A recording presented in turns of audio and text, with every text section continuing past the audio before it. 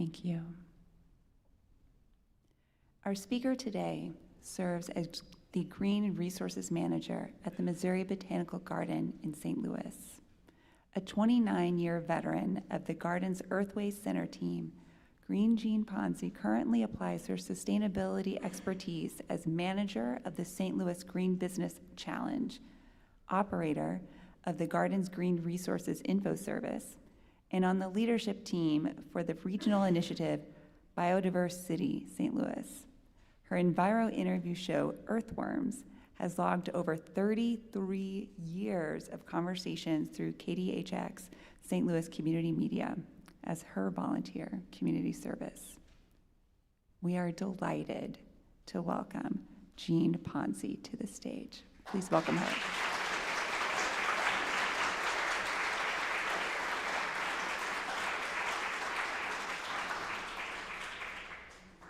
Thank you so much for having me this morning.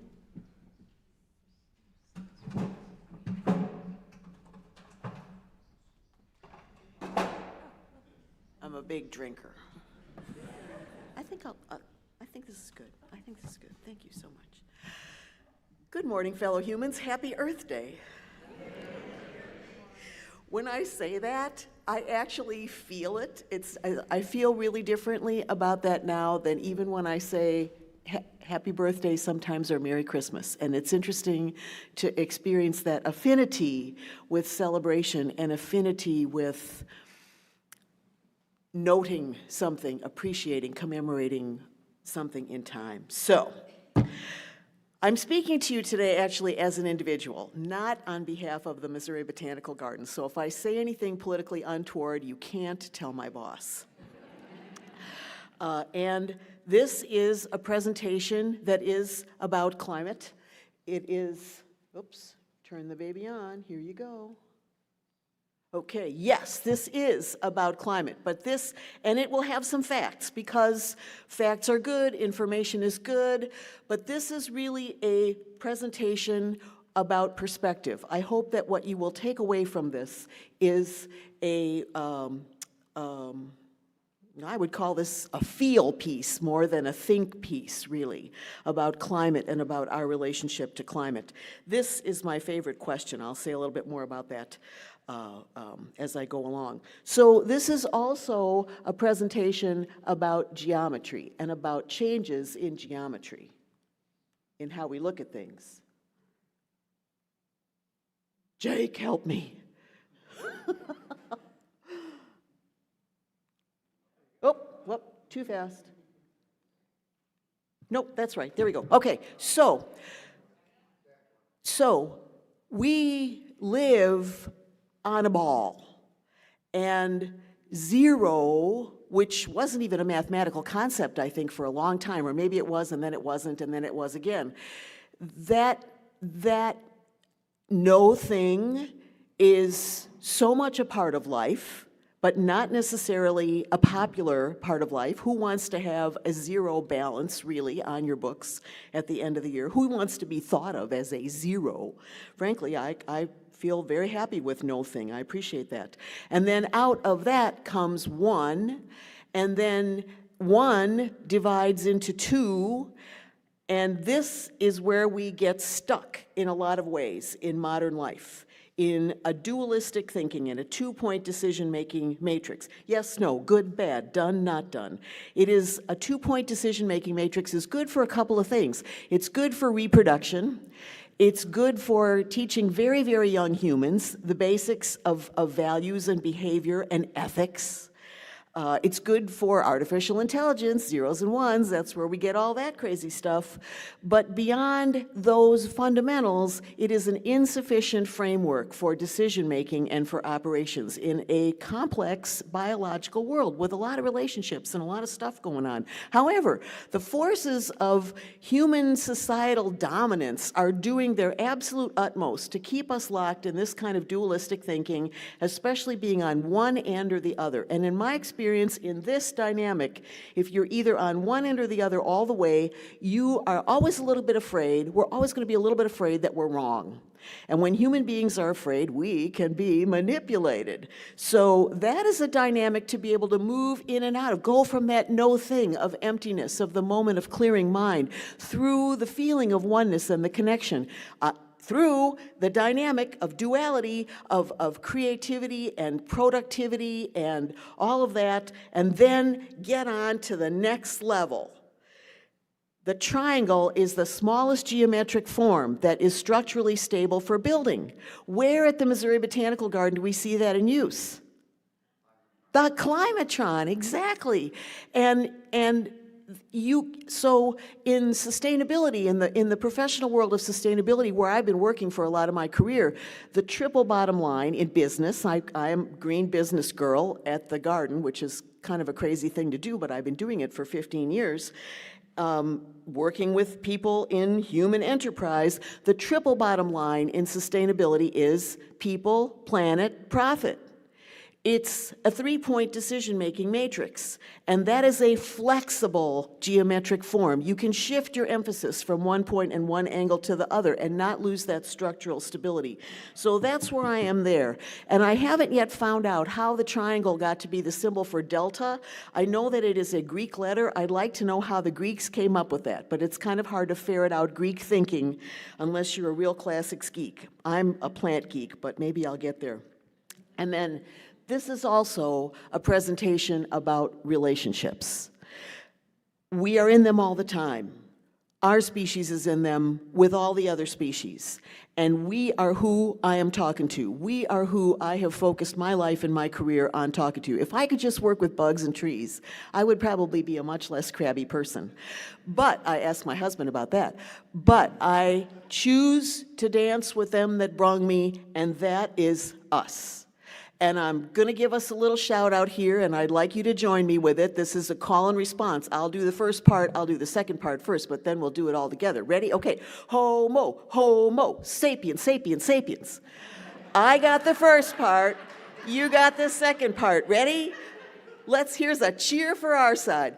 Homo, homo, sapiens, sapiens, sapiens. Yes, that's very good. Woof. And us in nature, us in relationship to the entire biological world, all of the other living beings that share this planet with us in living communities, in dynamic relationships. And all of that focused in place, because we can't be everywhere, everything, all at once, even though that was a really, really good movie. And place, focusing effort in place, allows us to grow some roots, have an impact, learn the scene, make some friends, have a circle of peeps. We can have more than one places in our life. As Kara, describing your life, that's definitely been a part of what you experienced. But again, modern life is telling us we should be everywhere all at once, and we should always be flying off to wherever it is, flying off the handle. Okay, so I have been doing this green stuff in and around this place for over 30 years, for really more than half of my time on this planet. And it's a really good place to be. I came from Wisconsin. I came from the shores of Lake Michigan, and now I live at the confluence of the 4th largest watershed in the world. So, there's some kinship there. There's some moving around there. And at this point in my life, I am really evaluating how can I continue to be of service? What can I continue to do? Because my capacity, like probably a lot of you are experiencing this too, whatever age you're at, if you're in the youth group or you're in the adult set or you're, got your silver sneakers on, what can we do now? What can I do now to be of service? That's a big question for me. And so in thinking about climate, the words, I'm also a super word nerd, climate as in meteorological phenomenon and systemic interactions, and climate as in, the social fabric, social action. How do we relate with each other? And pivoting on the meanings of that word, I also think about what creates that climate for our species, for human beings: culture, music, art, food, language, relationships, stories. So that's where I got to this, Sea Change 2, this take on climate communications, climate change, culture change. And it's likely for me that the culture is going to be more where I have the leverage point, but addressing that to climate situations is pretty imperative. Now, I am in a year in my life when I'm making some intentional changes. And I am doing this I'm doing this with a focus of study. Why not? I don't have to pay attention. I mean, I have to pay tuition to do this. I can just do it myself. So choosing to go through significant life change in good health, in good relationships, without a lot of crazy loose ends to have to fix, is a really remarkable opportunity. And having made that choice, I am focusing in this year on exploring the nature of change. How does that delta happen? What can I learn from that? And what can I incorporate from that into the work that I do as an environmental communicator for the rest of the time that I'm here? So that's where this is coming from. Now I'll give you some facts, because how many people here came for climate facts? Really fun, right? Woo! Disaster time. We're doomed. Okay, so we're talking scales of systems here with weather and climate. Weather is factors of water movement, air movement, temperature changes, interactions between life forms in place and time at a particular scale. One thing I've always loved about living in St. Louis: if you don't like the weather, wait 10 minutes, it'll change. That's not so much the case in the summer anymore, but it's still kind of a characteristic here. And then climate is the larger system of patterns of weather phenomenon, looking at it from the totality of systems on our biological planet. And it's kind of organized and described in spheres, and there we have that circle again, that, you know, embodiment of zero, no thing.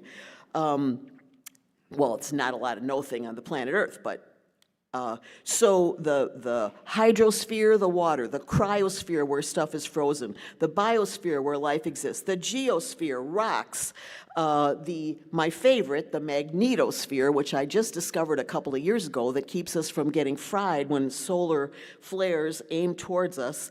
And analyzing this and understanding this and communicating about this comes from a couple of major agencies in our country supported by our federal tax dollars.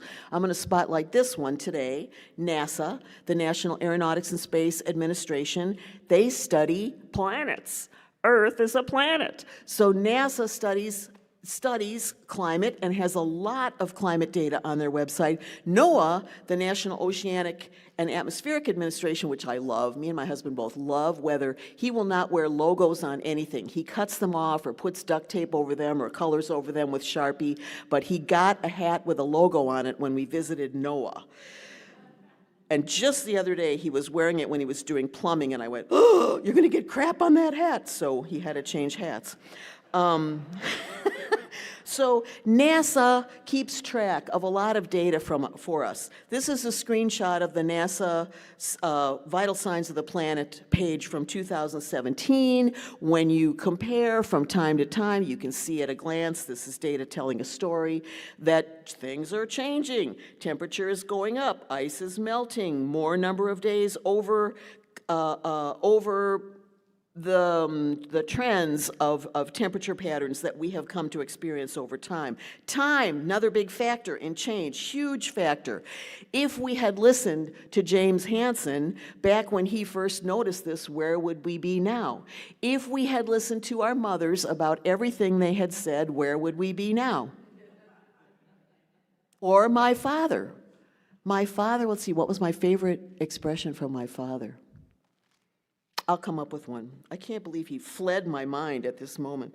Okay, so another fact. What is happening to change our climate? In the atmosphere, one of those spheres, which is the outermost skin of the planet Earth, exchanges happen just like they happen through our respiratory system and our skins. Carbon dioxide is emitted from this oxygen and CO2 exchanging biosphere. Other gases are emitted, and the atmosphere is structured, functions to contain those and to monitor radiation and heat coming in to the Earth's environment, into the biosphere and all those other inner spheres, and also to radiate stuff out. However, what's happening is gases that are being emitted from Earth, which happens all the time, are being out there in too large quantities, and they're accumulating in too large concentration in that thin skin of the planet Earth. It's like if we couldn't sweat. Exactly like that. The St. Louis Zoo has a wonderful climate communications initiative that uses a couple of key ideations, and one of them is like the Earth has a heat trapping blanket around it and can't exchange heat and temperature, and that is why we are heating up. You can also call that the greenhouse effect if you're talking to people that grow plants. And there's evidence of this in our biosphere. How many of you are gardeners? How many of you have noticed changes in when you plant, when things start to cook, when things start to heat up? The periodical cicada broods, they are usually timed their emergence with the blooming of irises, because that has to do with soil temperature. At the Missouri Botanical Garden, the irises are in full bloom now. So any day now we could start hearing that. Frankly, I'm looking forward to as much as I was the eclipse. And the changes, the craziness, the extremes, gully washer rain events, how many days of triple digits, no snow, tornadoes in March, all of those kinds of things. And those are just in this place, this atmospheric place. In other places in the world, it's equally extreme. And the effects that probably each one of you know and gnaws over in your mind and conversations and your desire for service are intense and are affecting especially those who have the least capacity to deal with it. So we go back to place. Back to that thin blue line, the atmosphere around the Earth. I love this image so much. Under this thin blue line, it's all happening here on the planet Earth. And then out beyond that, we get astrophysicists asking amazingly crazy questions. This is where the focus needs to change, in that membrane, in that passageway between too much and no thing, and how do we moderate that? And that brings me to another science, another focus of study, the field of ecology. Are there any ecologists in the crowd? Yay! The young people are all downstairs. Doggone it, I'd make a big pitch for becoming an ecologist. So ecology is literally the study of life through the lens of relationships. And the name of this study came from Ernst Haeckel. He was a German zoologist. He was an animal guy. And it comes again from the Greek. There's the Greeks. We got delta, we got oikos, which means home. Ecology is the study of relationships in place. And this is a recent study. It was first codified, put in a textbook, put in a college course, given the stamp of approval by Eugene Pleasance Odom in 1953 at the University of Georgia. Odom and his brother were biologists. Their father was a sociologist. Odom was hired by DuPont to study the effects of radioactivity on living communities along the Savannah River in Georgia, because this was like a little hunk of time after the start of the nuclear age. So he's looking at, what's happening with organisms getting affected by radioactivity and thinking about how to communicate that through the lens of relationships. And his father said, write a textbook. And he said, what if I don't know enough? And he said, you'll get it right in the next edition. And then, literally, his father was a sociologist. He was talking people. And so Odom went to his colleagues at the University of Georgia and said, ecology course, what do you think? What do you think they said? Ha, ha, ha. But he did it anyway. And it wasn't that long ago. When I realized that the study of ecology, the science of ecology, formally came into being, at the same time almost that I came into being. This is like in my lifetime, is all we've been looking at life through the lens of ecology. This is old for a person, or it's really getting up there, but it's not old for a science. And we have the capacity in each one of the vehicles that we are gifted to walk around in to understand this, because all of our living systems, each one of our systems, reproductive, neurological, cardiovascular, musculoskeletal, each one does its own unique job, but they have to work together in order to have a healthy organism. And that is an exact transferable analogy to how life works in ecology. So we get this. Now, news. This is a little section called news flashes. We like news. Are there any news, would you call yourself a news junkie in the crowd? Anybody here not ever read or listen to the news?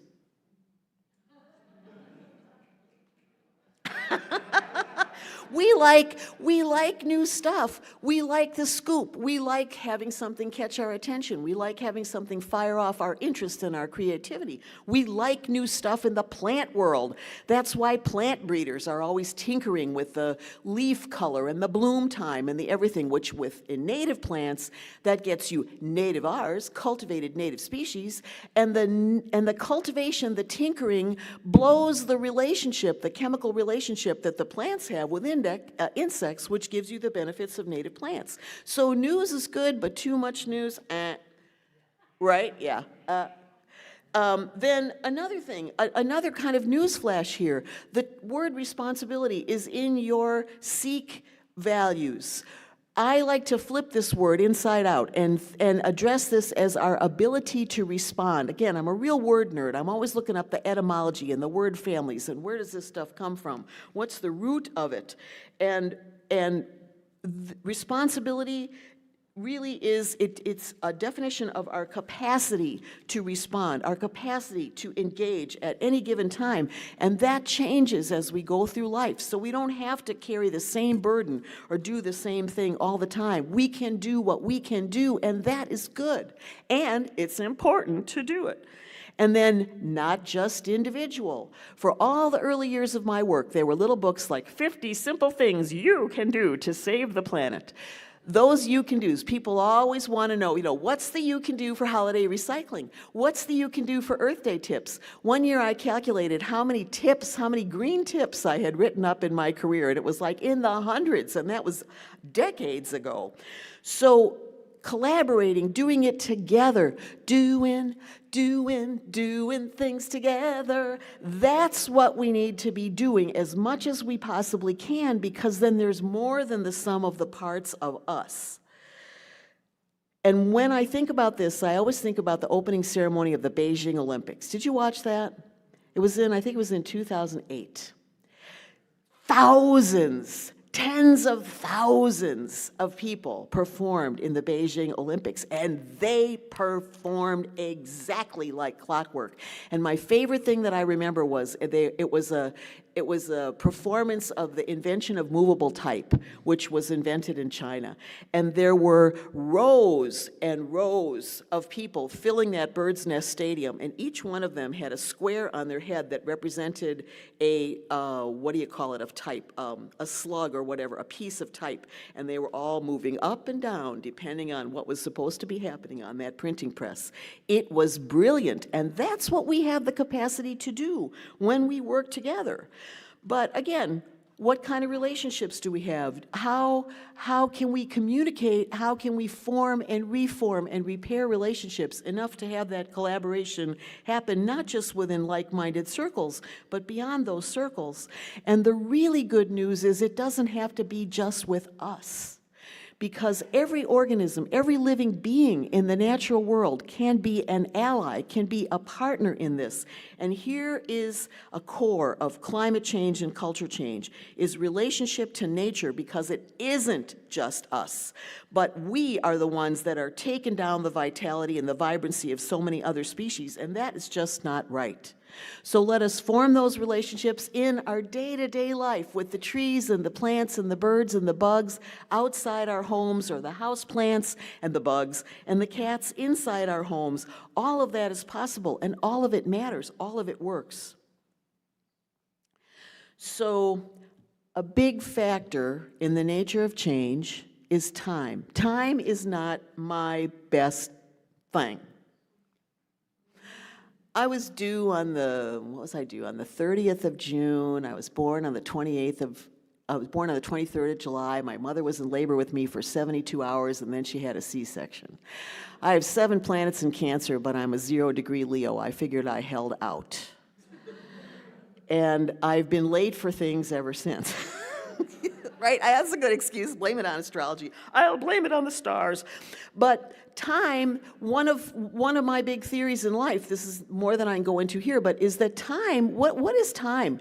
It is in physics, it is the distance, it's a measure between a starting point and distance that gives you velocity. I would postulate that for human beings especially, time is a measure of feeling. When we didn't have to run around so much at the start of the pandemic, did you feel more? Perhaps more deeply centered, perhaps more deeply terrified? And when we let go and we have that moment, and the beautiful little circle, the shaded circle is going around there, that moment of centering and attuning, what opens up? We don't get as jammed in and crowded in as we do with clock time. Nature gets this really totally, and nature also gets more and less. Do this with me. What next? And then our autonomic nervous system is managing that life support function for us without us having to think about it. What are we inhaling? Louder, please. Thank you. What are we exhaling? And who needs oxygen to live? Who needs carbon dioxide to produce food from sunlight? Oh, right. Plant kingdom, animal kingdom. It's a little on the patriarchal side, but tell it to the taxonomists, tell it to the scientists. We have a reciprocal arrangement. We are in a generous reciprocal exchange in life with a whole other kingdom of living beings, and that's one of those things. And at the end, that periodicity, that exchange, is also embodied in the fact that now it's leaf, leaf, leaf all the time. I wake up in the morning and I see the spaces between the branches disappearing, and we're going to have productivity and lots of oxygen and tomatoes and basil and zinnias and pollinators all summer. And then in the fall, just let it go. Nature just lets it go. Confident that what goes around will come around. In cycles we trust. Also, in the natural world, everybody's going to be somebody's lunch at some point. Why worry?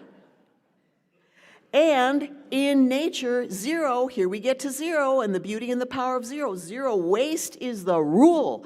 Every waste product, every waste material in nature, whether it's last year's nest or leftover lunch or dead bodies or poop, becomes food or habitat for some other living thing completely, elegantly, quickly. Whoa, could we aspire to that? Could we learn from that? Our practice of recycling does that, but it's a little on the clunky side. Okay, so this is my favorite question. I like to know how it happens, because when I understand that, I might be able to replicate it. I never lead with why in an interview. Why?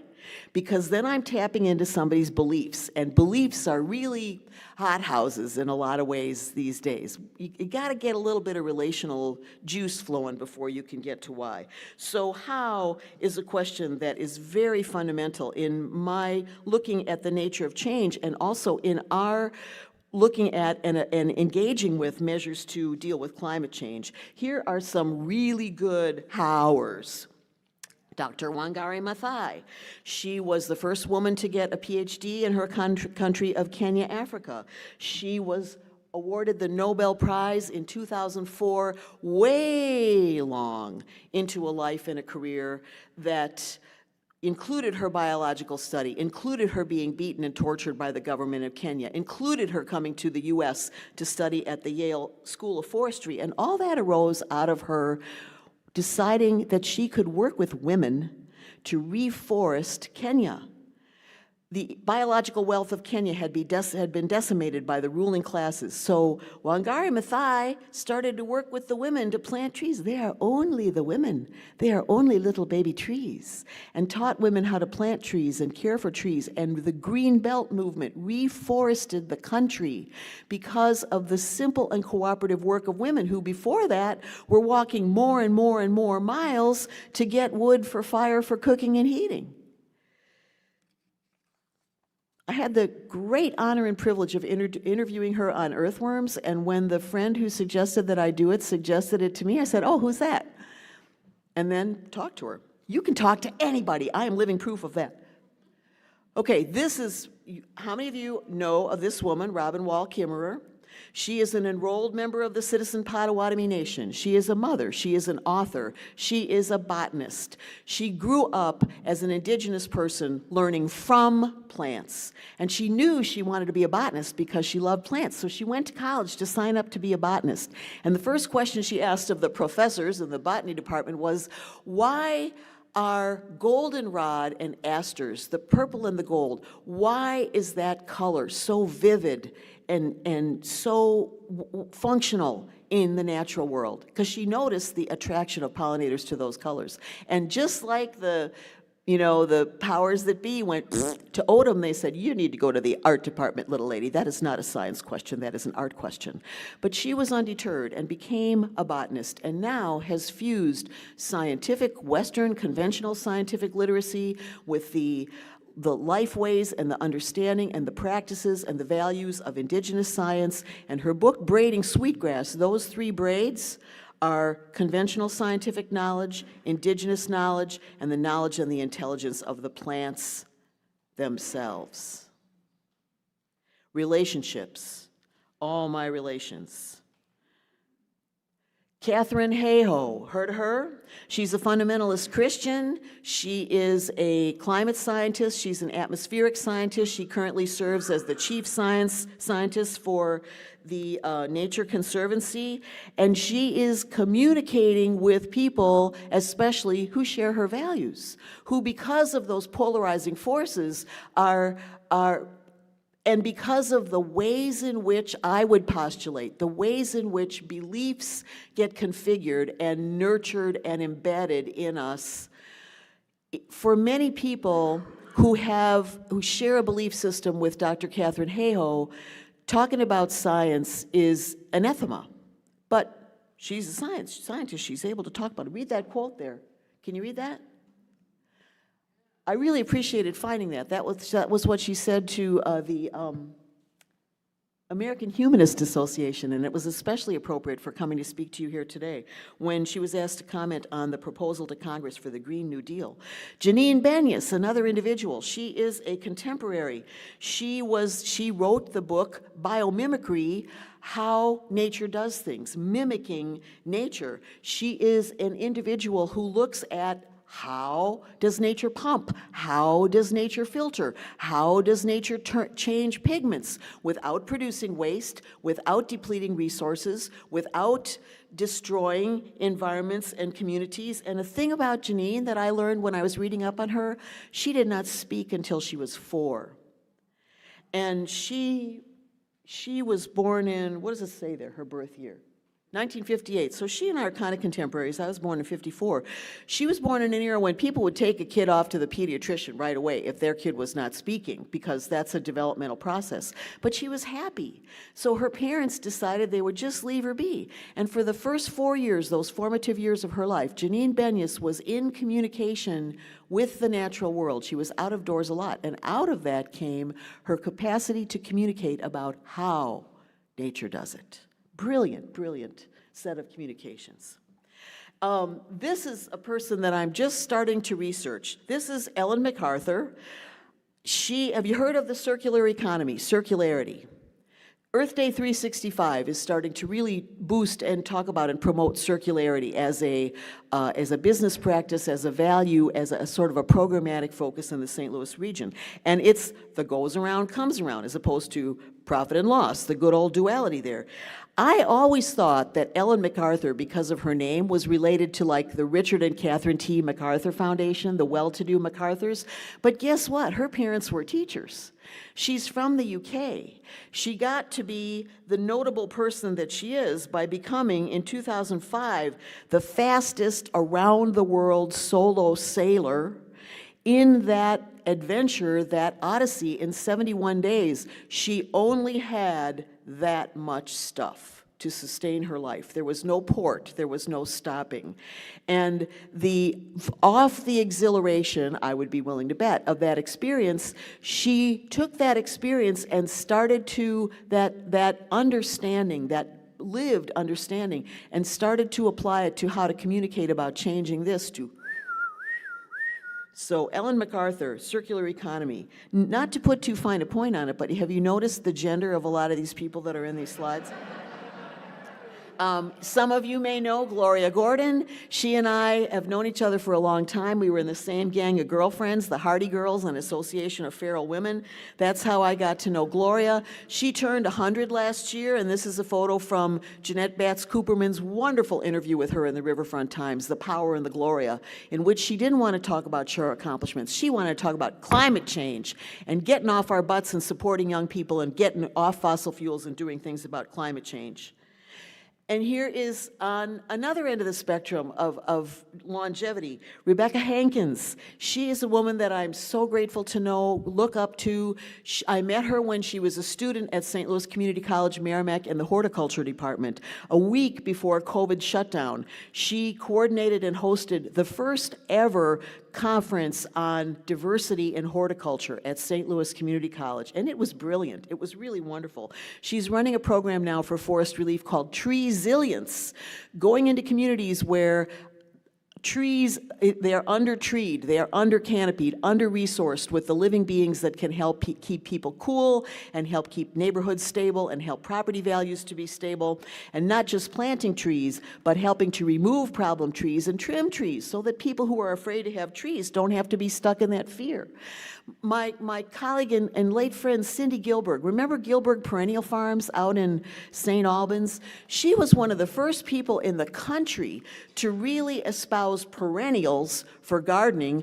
Hostas were starting to get popular, and hostafarians are amateur plant breeders who do really good at changing that leaf, color and veining and depth and size and all that. But she was also promoting native plants, and her mother, a noted garden writer in her own right, said she couldn't give those damn natives away, but she persevered in doing it and was in the right place at the right time, knowledgeable about native plants when the native plant movement started here, and one of the big movers came out of Deer Creek in Ladue, the Deer Creek Watershed Alliance, moving us into our era of green infrastructure for managing water, rainscaping, which I'm very proud that the Missouri Botanical Garden took a lead on codifying.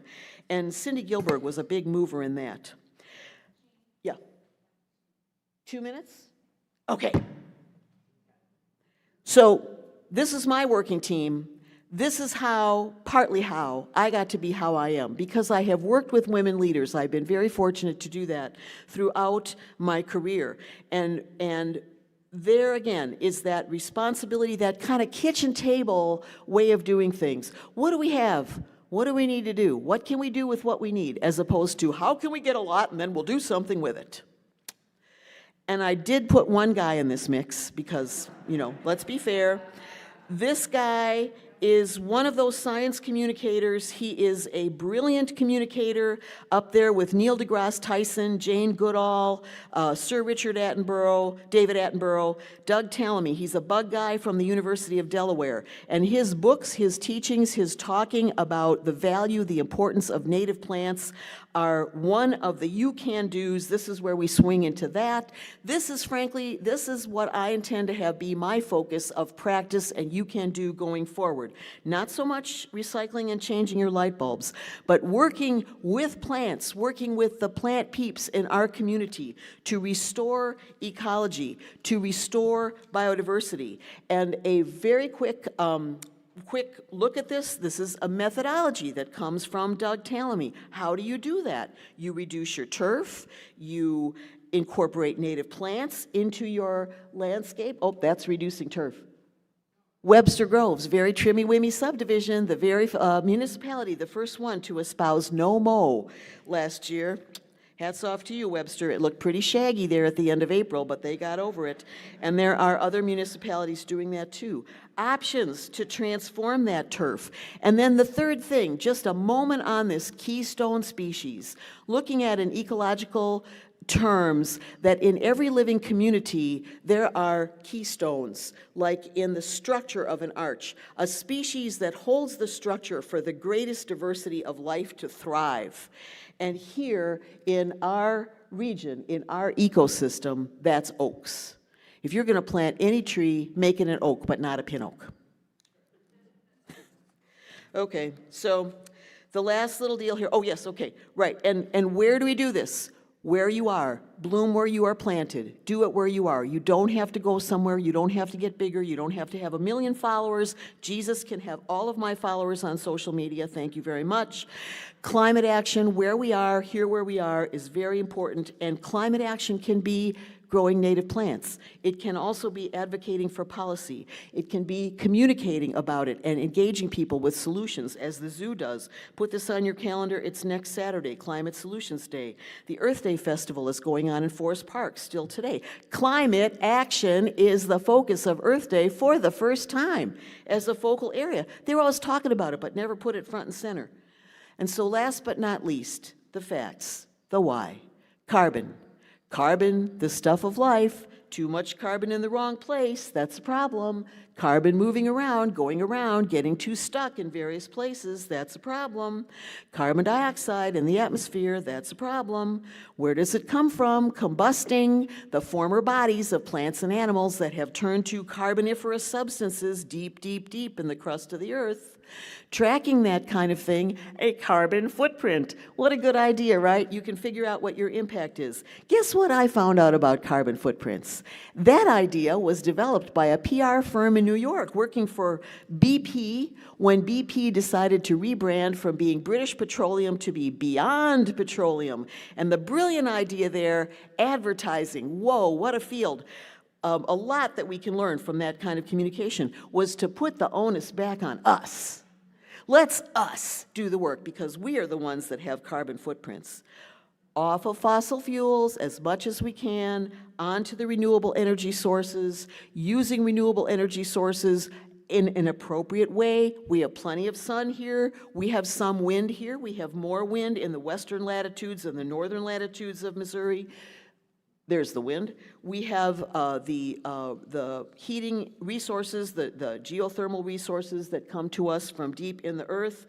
And then working with young people, supporting young people. That arrow points us to James Hansen. He is one of the defendants in the first lawsuit related to climate change, Juliana versus the United States of America. He is a plaintiff in that lawsuit, representing future generations because his granddaughter is in that lawsuit. So, you know, there's our capacity to be a part of the nature of change. My study goes on. I'm a little bit more than a third of the way through the time frame that I've given myself. So far, I've noticed some really interesting things, and I've recorded some really good things. I actually got published in an academic journal writing about the biodiversity initiative at the Missouri Botanical Garden. I do not recommend writing for academic journals, especially if you are not an academic, which I am not. I am a practitioner. It's kind of like the doctor and the nurse practitioner. But the day that the thing that was published that I wrote, 16 pages, it's, I forget, 9,000 words or something. The day that it was published, I started getting solicitations. I got 3 that day to publish in other academic journals. And last week, I got an email address to Dr. Ponzi. We would be so honored if you would keynote our chemistry conference in the UK. Kind of makes me think about academic journals, kind of like Mad Magazine, but I'm making a judgment there. So, change, delta, the triangles, the triple bottom line of people, planet, profit. That triangle can be configured in any one of a number of configurations, but it will still be structurally stable. If you have a three-legged stool that is a scalene triangle, I just saw that name when I found this graphic, or that is an isosceles triangle, and you put your hiney on that wide end, it will still hold you up. But do not sit on a two-legged stool unless you have really good health insurance. So, in exploration of climate as a scientific, as a geologic, as an atmospheric, as an environmental issue, in exploration of climate as a relational and a sociological and a creative kind of focus, there's a lot going on in there. It's a really fruitful, to me, way to look at all this, and I hope that some insights in this talk are fruitful to you going forward and looking to be of service. So we are the problem. Our species is the problem. We are also potentially the solution. So 3 cheers for us. What do you say? Homo, homo, sapiens, sapiens, sapiens. Thank you.